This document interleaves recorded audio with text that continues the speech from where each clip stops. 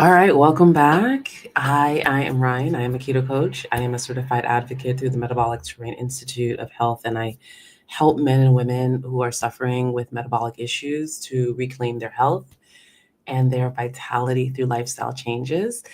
Today, we are tackling a big one. It is sleep. And so, if your nights are feeling restless, your mornings are sluggish, this is for you. Okay. Sleep is a powerful metabolic regulator, and during perimenopause, I should say, it often really takes a big hit. So, by the end of this session this morning, you're going to know why this happens, what you can do about it, and how to actually build yourself a nightly routine that helps you with your sleep. So we're going to get into it. As usual, I have some slides. I'm going to pop those up and let's get to it. Here we go.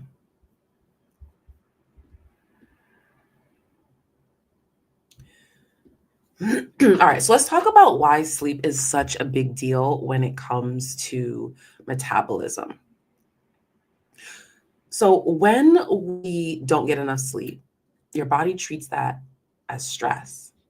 And so, your cortisol, which is your stress hormone, it rises. And you'll wake up feeling, you'll wake up craving carbs, right? You'd be looking for your caffeine. And then by mid afternoon, you kind of crash, right? You're out of steam. You are not feeling your best. Now, if you're in perimenopause, sleep becomes even more important because you're not just dealing with those day-to-day stressors, right? You're dealing with these changes that are happening with your hormones. Your progesterone is lower, your estrogen is lower, and you're more likely to actually experience insulin resistance. So when you add poor sleep on top of all that, your cortisol is going to rise even more. And that's going to make you even more insulin resistant. So it's kind of like a domino effect, right? One thing triggers the next thing. And before you know it, your metabolism is completely out of sync. So fixing your sleep isn't just about feeling rested, it is about balancing those hormones so that you can properly burn fat, you can manage your blood sugar, and do the normal repair that should happen overnight. So, when we think about hormones as women, we generally just think about our estrogen and our progesterone, and we think about it in terms of like being fertile, right? But these hormones are not just about that. They do a lot of things in our bodies.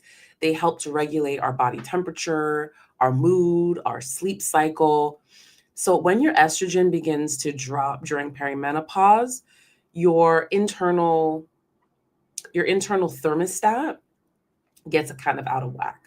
And that's why we experience things like those hot flashes or night sweats that will wake you up in the middle of the night. And at the same time, our progesterone, which is kind of like that calming, right? It calms us a bit. It starts to drop as well. And that makes it harder to relax. It's harder to fall asleep. It's harder to stay asleep.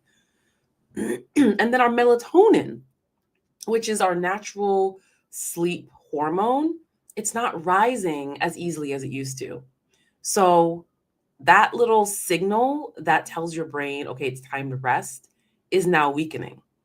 So you're ended up waking up more often, you're not feeling rested. And of course, it's because these hormones are shifting. And once you understand that, everything begins to kind of make sense. And you can say, okay, my body is doing something different right now. What can I do to support it? And that is the mindset that I want you to carry into um, the next few slides and into your sleep in general. I want you to look at sleep a little differently. And instead of saying maybe what's wrong with me if you're struggling with sleep, um, or why am I not sleeping, shift that into a thought of something is changing in my body. What can I learn from this? And so that small shift from like that frustration, like, why is this happening to me kind of mentality, to more curiosity is going to make a world of difference. Um, because, when you're laying there and you're tossing and you're turning, the worst thing you can do is actually just stress out about not sleeping, right? The more anxious you get, the more alert your brain is going to become. So you need to have a plan. It could be something as simple as a breathing routine or light stretch. We're going to get into that a little bit later. But your sleep is worth protecting. It's going to help your body stay calm. It's going to help you stay sharp. It's going to help you remain more youthful. You'll age more slowly. You'll feel more balanced and will be just ready for life. Okay. So our job is not to force sleep, but you have to create the conditions that allow your body to kind of relax into it.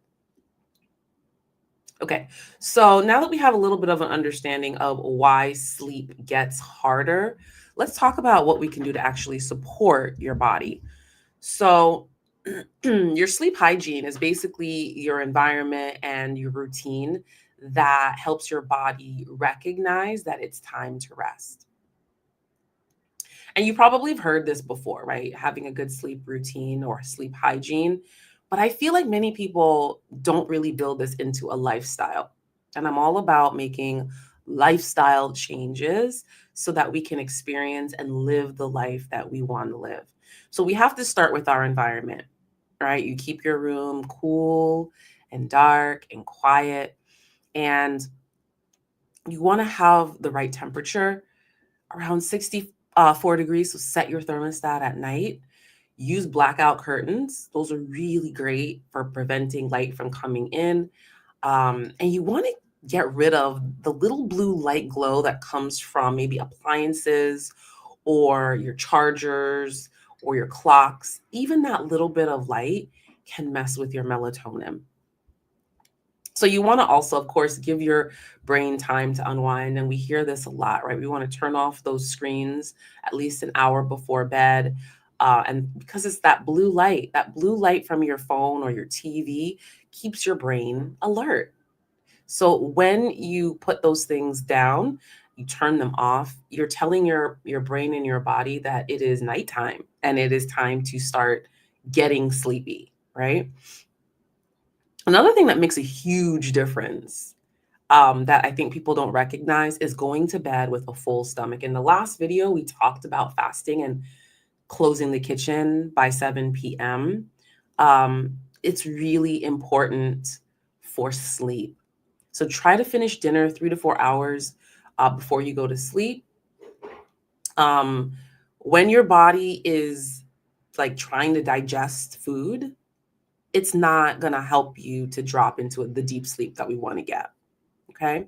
So consistency really matters. It is important to go to bed and wake up at roughly the same time every day, even on the weekends. And I know we like to save, the fun for the weekend and stay up all hours of the night, but you are messing up your rhythms. We want to keep our rhythms consistent, and that is going to keep our hormones in check, helps with your digestion and your metabolism. So here is where we turn good sleep from something that just happens, right? On the off chance you just happen to get good sleep, this is something that you can actually create for yourself. You can train your body to rest, but it does take some planning. And that is what I encourage inside Metabolic Mastery, right? In chapter 9 of this book, I guide you through a short quiz that helps you to figure out what is keeping you up at night. For some of us, it is poor prioritizing, right? Um, Not paying attention to those little habits that make sleep difficult, that I just mentioned, like your food timing, or even just making your room comfortable, right? If you have a room that's uncomfortable, that is not designed for good sleep, it's cluttered, it's messy, there are things all over your bed, you have, you know, cheap sheets that are itchy, You don't have the blackout curtains. All of those things will have an effect on your sleep. And when you fix them, it can make a world of difference. So those could be some of the issues. But for other people, trouble with sleep is more about the stress and anxiety that they experience and not being able to go to sleep. So you have to kind of figure out what this is, what the issue actually is, so that you can build a bedtime ritual that actually fits your life. What we can't keep doing is crashing out on the couch and dragging ourselves to bed at 2 a.m. or engaging in that uh, revenge bedtime procrastination. I know you know what that is, right? That's when we stay up late to claim that personal time for ourselves because we didn't get to do what we wanted to do during the day, right? We're busy all day, we're doing stuff for other people, so we try to claim that time for ourselves. Um, but we end up hurting ourselves because we're staying up super late, not getting our rest. I completely, can relate to this, right? You say, "Oh, I'm just going to watch one more episode of a show because I really need to wind down." And then it's midnight. And so you're not getting your 7 to 8 hours of sleep and you feel like crap in the morning, right? So that's why we call it like revenge bedtime procrastination, I guess. Um, the problem with those few hours of me time is that it costs way more for you the next day, right? And it's affecting your hormones, it's affecting your mood, it's affecting how you show up for yourself and for others the next day.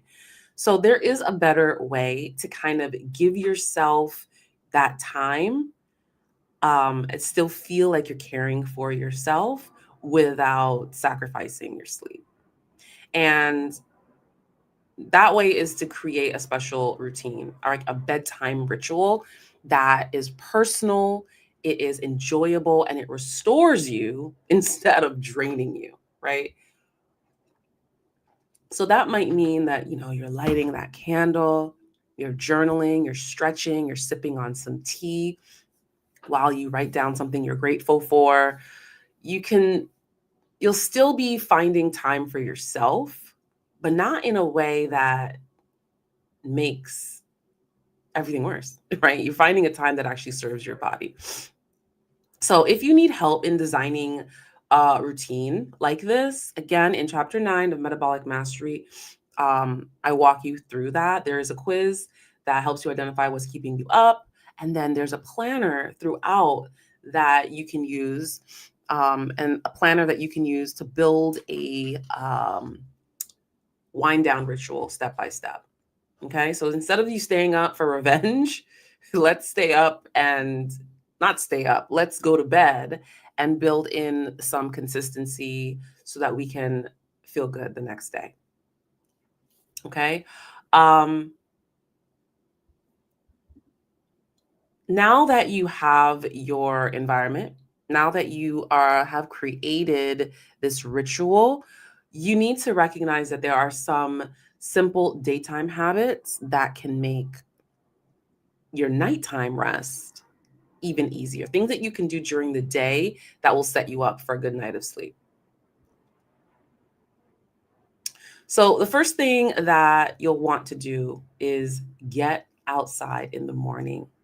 So, natural sunlight, first thing in the morning, is going to reset your circadian rhythm. That is your body's internal clock. And it tells you when you should be awake. It tells you when it's time to rest.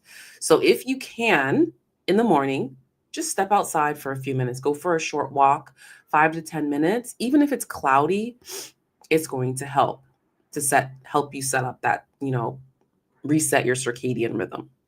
And the next thing you want to do is move your body a little bit. So it doesn't have to be something intense, but a short walk. So you can do that at the same time that you're getting your sunlight, right? Use that time to step outside and maybe take a short walk.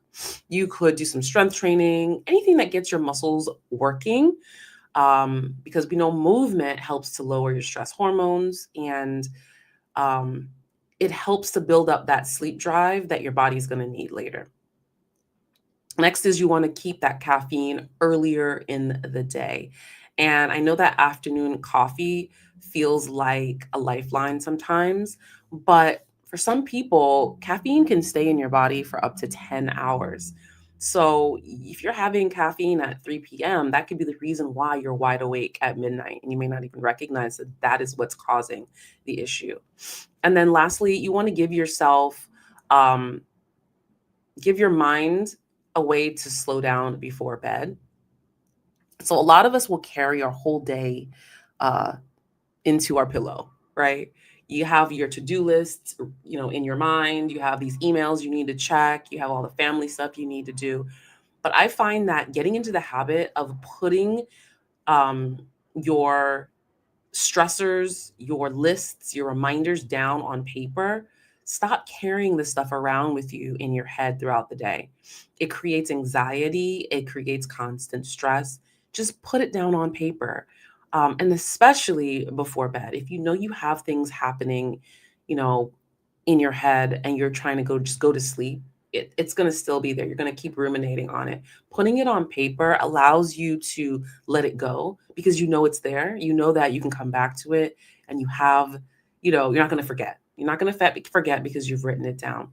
So, incorporating some of these lifestyle and behavioral tweaks, um, the sunlight, the movement, the caffeine timing, quieting your mind, you'll notice that when you take care of yourself during the day, your nights begin to take care of themselves. Now, I know that some people already have a great routine, but what happens if you wake up in the middle of the night, even though you're doing everything right? So let's go into that briefly. So I know we've all been here, right? You do all the things, but somehow you're up at 2 o'clock in the morning. It could be because you're feeling hot, your mind is racing, um, and the more you think about, like, I just want to go back to sleep, the harder it gets. And waking up in the middle of the night isn't always a sign that something is wrong. It could be that your body is just cycling through the lighter stages of sleep, which happens. But what really matters is how you choose to respond to that. So the first thing you shouldn't do is check the clock, right? Because as soon as you look at your clock, you start doing the math, you start thinking, okay, if I go back to sleep now, I'm going to get like 4 more hours. No, wait, it's only going to be 3 hours. And you keep checking and you stay awake, right? You definitely don't want to reach for your phone because, again, that blue light is going to tell your brain, okay, it's time to wake up, and it's not. So, what you can try doing is taking some slow, deep breaths. I like the 4-7-8 pattern where you breathe in for 4, you hold for 7, and you exhale for 8. So you can try just slow, deep breaths. You can try stretching, gently rolling your shoulders. Try to release any tension. Of course, if you're warm, like throw back the blankets, put on a fan, having like a little water next to your bed, taking a sip, that can help. And if your mind is racing, having the notebook next to your bed and just start jotting down a few things, those thoughts. Um, and then you tell yourself, okay, I can handle this tomorrow, right? If you're still wide awake, they recommend that you don't like force yourself to actually just get up. So if you're up for like 20, 30 minutes, you can get up and do something quiet and boring. Like you don't want to turn on bright lights or anything like that. You could read a few chapters in a paper book. You could sit in another room until you feel drowsy and then go back to bed. But the key is to just not fight with it. Don't frustrate yourself with that. Um, because you kind of telling yourself like I have a problem and you don't want to turn it into like full-blown insomnia. So you want to handle it calmly and know that okay, you will go back to sleep. So if you've tried all of these things and you still can't stay asleep, there are some other things that you can do based on like research that can still make a difference. So let's take a look at that. So I was researching for this topic for today's training. And I wanted to find things that I know that women are using, that people are using, and that have some research behind them that can help you when you know you've already done all the things that I've already mentioned. You've cleaned up your sleep routine, but you're still finding yourself awake at night. Now, I have not tried all of these, so just want to be clear about that. Um, I want to share what I have learned and what my personal experience has been with some of these. So let's start with melatonin. So melatonin is one that I have experimented with quite a bit. I've tried it in like lower doses, but honestly, I've actually felt my best with the higher doses. But I want to be clear that the research isn't, definitive on whether high dose melatonin is safe for long-term use. I actually have found information, where people are in groups where people are saying that they're getting great results from high dose melatonin. So if that is something you're curious about, I'm not telling you to go ahead and do it. I'm telling you to do some research, find out and see if that could be something that helps you. Next, there is L-theanine. Um, this is one that I do use, but I don't actually use it for sleep. I add it to my morning coffee and it helps take the edge off so I can feel calm, have the coffee and not have the jitters. But there are studies showing that women use L-theanine at night to help quiet those racing thoughts. And especially during perimenopause when your brain like does not want to shut off, this is something that maybe you could try in the evening to see how your body responds. Um, Magnesium is one that I use every single day. And I use it in higher amounts than what's like listed on the bottle. I take a few different forms of magnesium glycinate, magnesium threonate, which crosses the blood-brain barrier easily, and it does help with mood. It helps with focus. It helps with cramps if you're suffering with menstrual cramps. It just helps with overall calm, and it definitely helps with my sleep. But that said, everyone is different, and I know some people don't tolerate glycinate as well as expected. Um, and I think the form of magnesium and the timing really does make a difference. For example, I've given my son magnesium threonate at night, which I love at night. But instead of making him sleep, it actually keeps him awake. During the day, it's great for him. So once again, it's like a trial and error situation. If something doesn't seem to work for you the first time, it doesn't mean that it can't help you, but you may need to adjust the dose. You may need to adjust the timing. CBN is another one. It's short for cannabinol, and it is derived from, yes, the cannabis plant, but it's not the part that gets you high. It is like non-psychoactive. And I think it's formed when THC breaks down over time. So there is some research that suggests that it can help with relaxation, it can help with sleep, but there aren't a lot of studies on that. And I haven't actually tried this one myself, but it's something that, is out there and is getting some attention. So again, do your research. Could be something for you to try. There's also GABA. It's a neurotransmitter. Um, it's like what your brain uses to kind of calm. It's a calming chemical. So when your GABA levels are in balance, you're going to feel more relaxed. You're going to feel less wired. And there are supplements that claim to boost your GABA directly. But, again, the research is really mixed on that. Some people report that it helps them feel settled before bed. And again, I have not tried this one, but it's another option that you can discuss with your doctor, or you can try testing it out. With all of these though, I recommend that you take an experimental approach. Try them one at a time. So track how you feel for maybe a week or two. Take notes on it. Pay attention to your energy. Pay attention to your mood when you wake up in the morning, and how your sleep is. Don't try everything at once because you want to know what's helping, right? And start slow, start small. So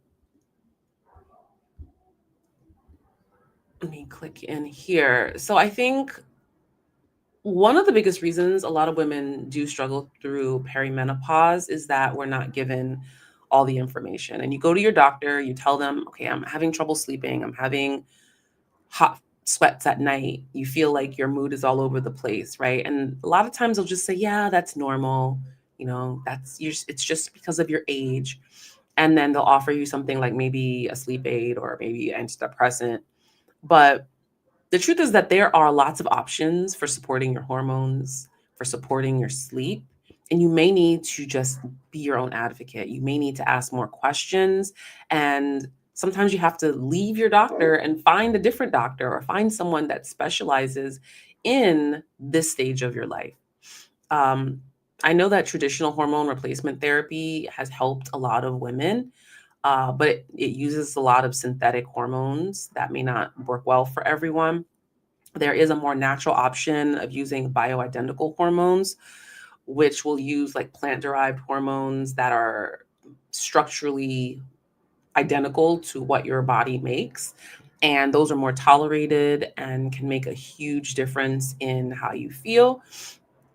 So if you find like a hormone literate uh, practitioner, naturopathic doctor, they may be able to help you with that.